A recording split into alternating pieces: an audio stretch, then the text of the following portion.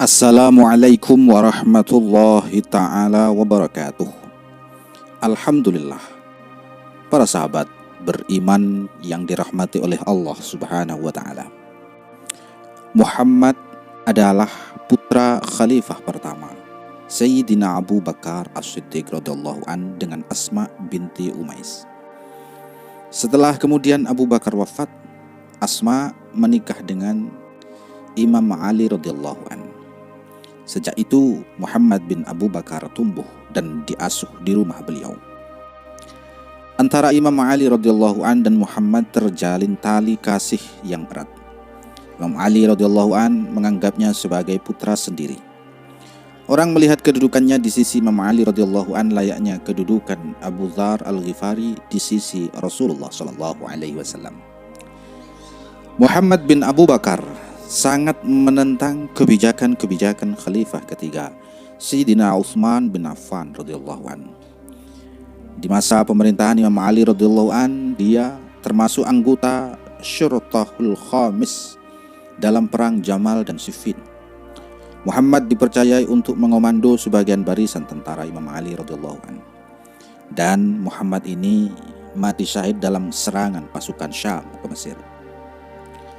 Muhammad bin Abu Bakar lahir pada bulan Zulqa'dah tahun 10 Hijriah, bertepatan dengan tahun dilaksanakannya Haji Wada. Dia lahir di daerah Dzul Hulaifah, 8 km sebelah barat daya Masjid Nabi arah Mekah. Ketika itu Nabi Shallallahu Alaihi Wasallam melakukan perjalanan haji. Nama panggilannya adalah Abul Qasim, sama seperti panggilan Nabi Shallallahu Alaihi Wasallam. Dia adalah putra Sayyidina Abu Bakar As-Siddiq, khalifah pertama umat Islam. Ketika Muhammad bin Abu Bakar berumur 2 tahun beberapa bulan, ayahnya Abu Bakar As-Siddiq itu meninggal dunia. Ibu Muhammad bernama Asma binti Umais, wanita mulia di masa munculnya Islam. Dulunya dia itu adalah istri Ja'far bin Abu Thalib. Setelah kesyahidannya Ja'far bin Abi Thalib, dia Asma binti Umais ini menikah dengan Abu Bakar. Dari pernikahannya ini dia melahirkan Muhammad bin Abu Bakar. Setelah Abu Bakar Siddiq radhiyallahu an meninggal, Asma binti Umais menikah dengan Imam Ali radhiyallahu an. Sejak itu Muhammad tinggal di rumah khalifah keempat Sayyidina Ali radhiyallahu an. Muhammad menerima didikan langsung dari Imam Ali radhiyallahu an. Dari dekat, dia mengenal dengan baik bagaimana pola hidup dan keseharian Sayyidina Ali bin Abi Thalib.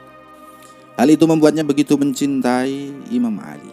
Begitu sebaliknya, Sayyidina Ali juga sangat mencintainya dan menganggapnya anaknya sendiri.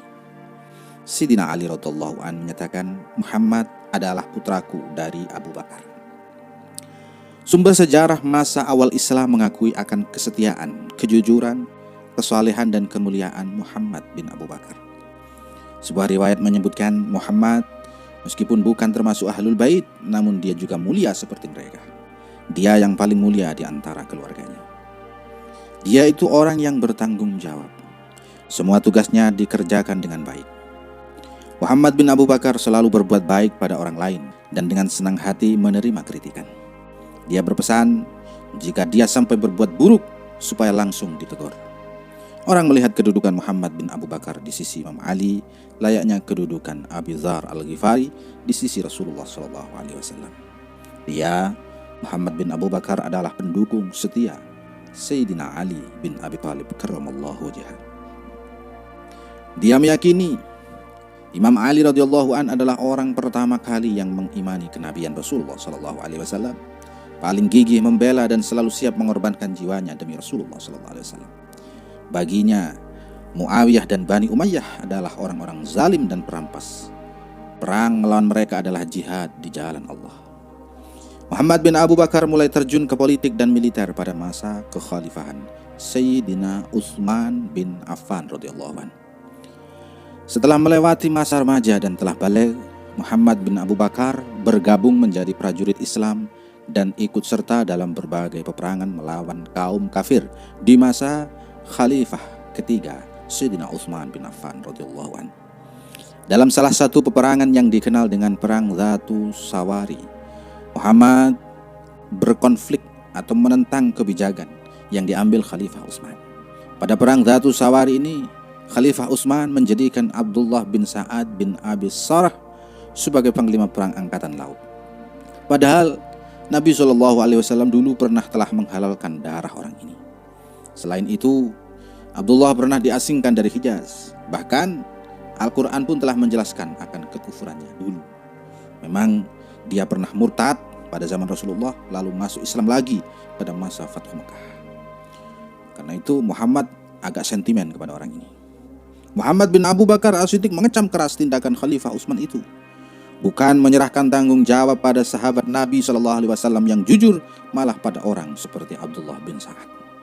Ya memang karena beliau Abdullah bin Sa'ad bin Abi Sarh adalah saudara angkat sang khalifah.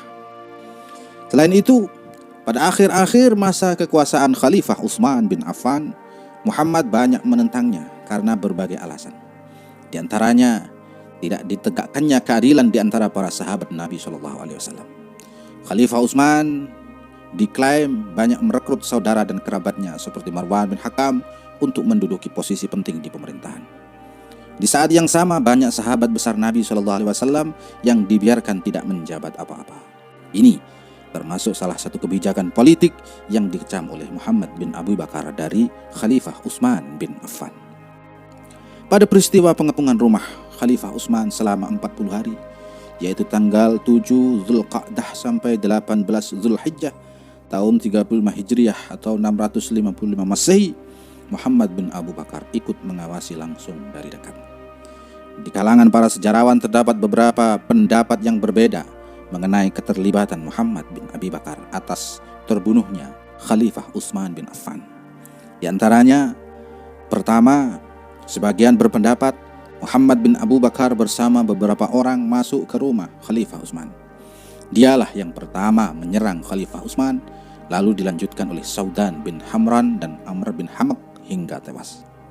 Yang kedua, atau pendapat yang kedua, menyatakan Muhammad bersama 13 orang memasuki rumah Khalifah Utsman. Setelah memprotes kebijakan Khalifah Utsman terkait para pejabat yang dia angkat di berbagai daerah, Muhammad menyuruh salah satu dari 13 orang tersebut untuk menyerangnya. Pendapat yang ketiga menyatakan, meski Muhammad aktif dalam memprovokasi masyarakat untuk melawan Khalifah Utsman dan hadir langsung ketika terjadi pengepungan rumah Khalifah Utsman, namun dia bukanlah pembunuhnya. Yang terjadi adalah setelah Muhammad menemui Utsman dan dia keluar dari rumahnya, lah para pembunuh Utsman baru masuk untuk menghabisinya. Itulah 3 pendapat yang berbeda disampaikan terdapat dalam kitab-kitab tarikh para ulama. Di masa kekhalifahan Sayyidina Ali bin Abi Thalib radhiyallahu an, Muhammad merupakan anggota Syurtatul Khamis. Syurtatul Khamis ini adalah angkatan bersenjata yang siap dan rela berkorban kapanpun dan dimanapun demi mendukung dan membela pemerintahan Amirul Mukminin Sayyidina Ali bin Abi Thalib radhiyallahu an. Tim ini tidak hanya terjun dalam pertempuran, namun juga bertugas menjalankan misi penting pemerintahan. Di antaranya menegakkan hukum syariat, memelihara keamanan kota Kufah, menjaga keselamatan Khalifah Ali radhiyallahu an dan merekrut prajurit tempur. Menurut Muhammad bin Abu Bakar, semangat balas dendam atas kematian Khalifah Utsman yang didengungkan golongan nakisin dalam perang Jamal hanyalah dalih untuk melancarkan ambisi terselubung mereka. Tentang mereka, Muhammad menyatakan, demi Allah, pembunuh Utsman tidak lain adalah mereka sendiri. Pada perang Jamal, Khalifah Ali radhiyallahu an menunjuk Muhammad bin Abu Bakar sebagai panglima infanteri militer. Selama pertempuran dia menunjukkan ketangkasannya, bahkan berhasil memukul jatuh salah seorang panglima pasukan unta. Seusai perang, Muhammad tetap bersikap biasa dengan orang-orang yang pernah dia kalahkan dalam perang Jamal. Misalnya, atas izin Khalifah Ali radhiyallahu an, Muhammad mengantar Abdullah bin Zubair kepada kakaknya sendiri, Sayyidah Aisyah. Atas perintah imam, dengan penuh hormat Muhammad bin Abu Bakar mengantar saudarinya, Sayyidah Aisyah, beserta 40 wanita Basrah lainnya ke Mekah dan dilanjutkan ke Madinah. Memang sebelum terjadi perang Siffin, Imam Ali radhiyallahu an menugaskan Muhammad bin Abu Bakar sebagai gubernur Mesir. Namun, banyak bukti menunjukkan dia juga bergabung dengan pasukan Imam Ali dalam perang melawan Muawiyah. Sebuah riwayat yang diriwayatkan dari Imam Ja'far Shadiq radhiyallahu anhu menyebutkan ada 5 orang Quraisy yang menyertai Imam Ali radhiyallahu anhu dalam perang Siffin. Salah satunya adalah Muhammad bin Abu Bakar, lelaki mulia sebagaimana ibunya, Asma binti Umais. Selama peperangan, Muhammad beserta Imam Hasan radhiyallahu an dan Imam Husain radhiyallahu an berada di bawah komando Imam Ali radhiyallahu an. Imam Ali radhiyallahu an menunjuknya sebagai panglima infanteri militer. Sebagai riwayat menyebutkan dia ditugaskan untuk memimpin kekuatan poros kiri.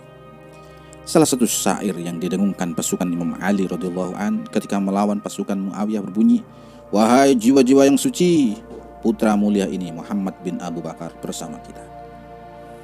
Menurut sebagian referensi, ketika Muawiyah mengutus Ubaidillah bin Umar beserta bala tentara untuk memerangi Khalifah Ali bin Abi Thalib, Imam Ali radhiyallahu an mengutus Muhammad bin Abu Bakar beserta pasukan berkuda untuk menghadapinya. Kedua kubu tersebut bertemu dan berperang hingga menelan banyak korban jiwa dari kedua belah pihak. Pada awal bulan Ramadan tahun 36 Hijriah atau 656, Khalifah keempat Sayyidina Ali bin Abi Thalib mengangkat Muhammad bin Abu Bakar sebagai gubernur Mesir. Kebanyakan referensi sejarah menyebutkan Muhammad bin Abu Bakar lebih dulu diutus untuk menjabat sebagai gubernur Mesir sebelum Malik al-Ashtar. Bukti-bukti yang ada menjelaskan di masa awal kekhalifahan Imam Ali, pemerintahan Mesir dipercayakan pada Qais bin Sa'ad bin Ubadah. Kemudian diteruskan Muhammad bin Abu Bakar. Nah, saat dipimpin Muhammad, Mesir mengalami kekacauan. Karena itu Imam Ali radhiyallahu anhu mengutus Malik al-Ashtar untuk menggantikannya. Masalahnya dulu adalah pertama bagi Muhammad bin Abu Bakar ketika menjabat gubernur di Mesir adalah menghadapi kelompok yang mengisolasikan diri. Mereka adalah orang-orang yang ingin menuntut balas atas kematian Khalifah Utsman. Sebagai ungkapan rasa sedih, mereka menyepi di Khurbata Mesir. Selain itu, mereka menolak berbaiat kepada Imam Ali radhiyallahu anhu. Sebulan setelah sampai di Mesir, atas perintah Imam Ali radhiyallahu anhu, Muhammad menulis surat untuk kelompok tersebut. Mereka diberi pilihan, patuh dan berbaiat pada Imam Ali atau keluar saja dari Mesir. Mereka menolak apa yang disampaikan Muhammad bin Abu Bakar dengan menjawab, "Jangan tergesa-gesa ingin perang dengan kami." Kemudian selama beberapa waktu, Muhammad membiarkan mereka hingga selesai perang Siffin. Awalnya, mereka tidak berani menghadapi Muhammad. Namun dengan berakhirnya perang Siffin dan ketegangan yang terjadi dalam kekhalifahan Islam saat itu, membuat mereka berani membangkang dan menyatakan siap melawan. Peperangan demi peperangan antara pasukan Muhammad dengan kelompok ini pun terjadi. Kubu Muhammad bin Abu Bakar mengalami kekalahan. Muhammad melihat sulit baginya untuk meredam perlawanan mereka. Karena itu dia menawarkan perjanjian damai. Mereka setuju untuk tidak memasuki Fustat, daerah kekuasaan Muhammad.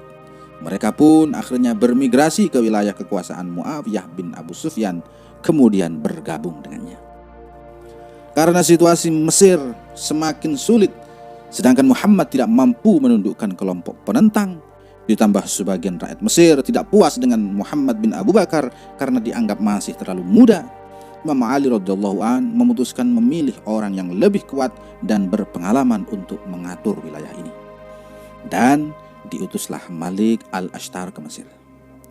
Meskipun Malik al-Ashtar itu tidak sampai menggantikan Muhammad karena syahid dibunuh Antek Muawiyah di daerah Kulzum dalam perjalanan menuju Mesir, namun Muhammad merasa muram karena tahu Imam Ali radhiyallahu an telah menunjuk orang lain untuk menggantikan posisinya di Mesir. Untuk menenangkan Muhammad, Khalifah keempat Sayyidina Ali bin Abi Thalib radhiyallahu an menulis surat untuknya. "Aku dengar kau merasa tidak enak hati karena ku kirim Al-Ashtar ke tempatmu. Yang aku lakukan ini bukan karena kau lambat kerja atau berharap kau lebih berusaha lagi. Jika aku ambil apa yang jadi wewenangmu sekarang, itu karena aku ingin menempatkanmu pada posisi yang lebih mudah dan menarik." Kemudian Setelah berakhirnya perang Siffin, Muawiyah berencana menyerang Mesir. Dia mengirim surat kepada pimpinan kelompok pendukung Utsman yang mengisolasikan diri. Isinya adalah ajakan untuk bergabung dengannya. Ketika 6.000 pasukan Muawiyah yang dipimpin Amr bin Aus bergerak menyerang Mesir, 10.000 orang dari kelompok penentang tersebut ikut bergabung dengan pasukan Muawiyah ini. Peperangan pun terjadi. Karena kekuatan yang tak seimbang, pasukan Muhammad bin Abu Bakar yang hanya berjumlah 2.000 orang di bawah pimpinan Kinanah bin Bashar akhirnya kalah. Ada beberapa pendapat tentang bagaimana syahidnya Muhammad bin Abu Bakar. Kebanyakan referensi menyebutkan setelah pasukan Muhammad mengalami kekalahan, orang-orang di sekitarnya kabur meninggalkannya. Muhammad kemudian berusaha menyelamatkan diri, namun Muawiyah bin Hudaij berhasil menangkapnya dan membunuhnya. Tak hanya itu, jenazah Muhammad bin Abu Bakar dimasukkan ke dalam perut bangkai keledai lalu dibakar. Pendapat lain mengatakan setelah ditinggalkan orang-orang sekitarnya, Muhammad bin Abu Bakar bersembunyi di rumah Jabalah bin Masruq atau seorang wanita dari Bani Ghafiq. Kemudian pada sebuah pertempuran, Muhammad bin Abu Bakar syahid terbunuh saat melawan Muawiyah bin Hudaij. Sedangkan pendapat lain menyebutkan Amr bin Aslah yang berhasil menawan dan membunuhnya. Tanggal kesyahidan Muhammad bin Abu Bakar adalah bulan Safar tahun 38 Hijriah atau 658 Masehi. Imam Ali radhiyallahu anhu menangis saat menerima kabar tentang kesyahidan Muhammad bin Abu Bakar. Khalifah Ali berkata, "Bagi Allah, dia Muhammad adalah hamba yang saleh. Bagiku dia adalah anak yang saleh." Diriwayatkan sejak kematian Muhammad bin Abu Bakar, Sayyidah Aisyah Ummul Mukminin, saudarinya Muhammad, sama sekali tidak mau makan daging bakar. Dia selalu mencela Muawiyah, Amr bin As dan Muawiyah bin Hudaij. Sedangkan ibu Muhammad, Asma binti Umais, meninggal dunia karena kesedihan yang mendalam atas kematian putranya itu. Menurut sebagian riwayat, jenazah Muhammad dimakamkan di tempat dia wafat, tepatnya di sebuah masjid bernama Zumam yang terletak di luar kota Fustat, Mesir. Ada yang mengatakan hanya kepalanya yang dimakamkan di sana.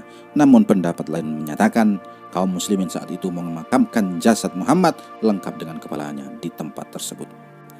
Menurut pendapat yang masyhur, istri dari Muhammad bin Abu Bakar adalah putri dari Yazdegerd, penguasa terakhir dari kekaisaran Sasaniyah di negeri Persia.